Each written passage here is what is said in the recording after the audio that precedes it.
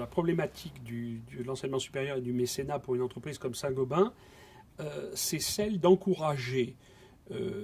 des gens qui font des études supérieures, en particulier des ingénieurs,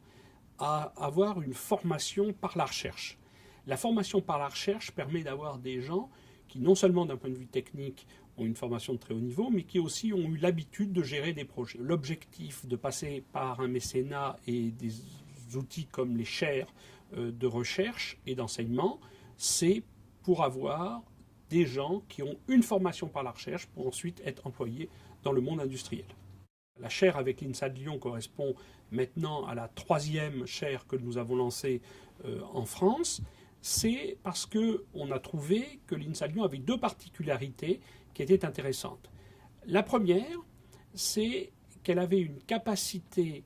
à recruter sur une échelle de taille suffisante au niveau international, et cela dès le début des études. Ça nous intéresse parce que aussi bien la filière asiatique que la filière européenne ou Amérique sont pour nous des réserves de gens de double culture qui ensuite sont capables de se projeter sur l'ensemble des pays dans lesquels nous avons un développement important.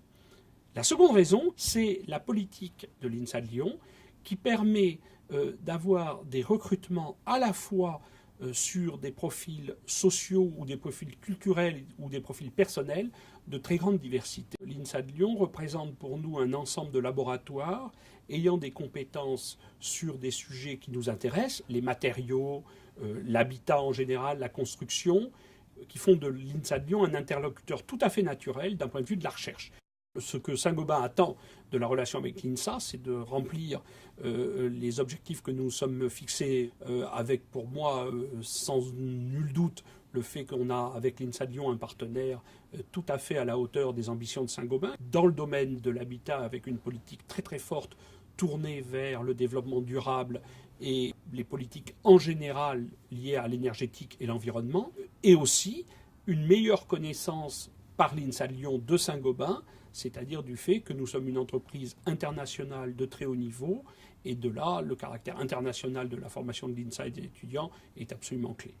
Bien évidemment, nous avons commencé à communiquer, nous communiquerons à l'intérieur de l'entreprise sur cette relation privilégiée avec l'INSA et plus généralement sur la politique d'ouverture de la recherche de Saint-Gobain. Il s'avère qu'elle se fait de façon très naturelle et avec une adhésion assez forte de l'ensemble du personnel de Saint-Gobain, parce que tout le monde voit actuellement l'évolution au niveau mondial qui oblige un groupe comme Saint-Gobain non seulement d'être plus compétitif dans tous les métiers et dans tous les pays où nous sommes, mais aussi d'être encore plus ouvert sur l'extérieur.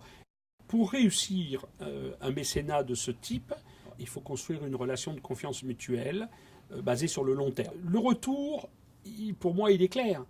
Il est d'abord et avant tout des recrutements, à la fois évidemment pour faire de la recherche, mais qui ensuite diffusera dans l'ensemble des métiers de Saint-Gobain, que ce soit le marketing, la production, le management, et puis bien sûr les résultats en termes de recherche et d'innovation qui sont liés aux relations privilégiées que nous aurons avec les laboratoires de l'INSA de Lyon.